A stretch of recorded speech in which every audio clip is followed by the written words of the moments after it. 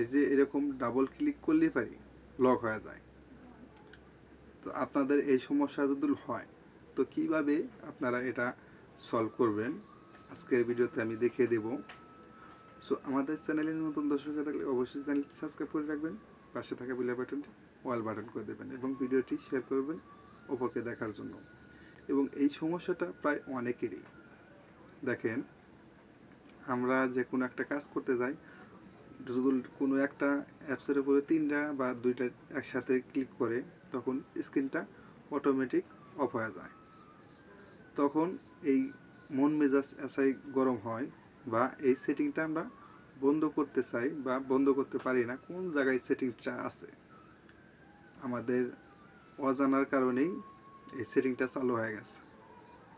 তো এটা আমরা বন্ধ করব কিভাবে? তো চলুন আমরা সেই কাজটি শুরু করি।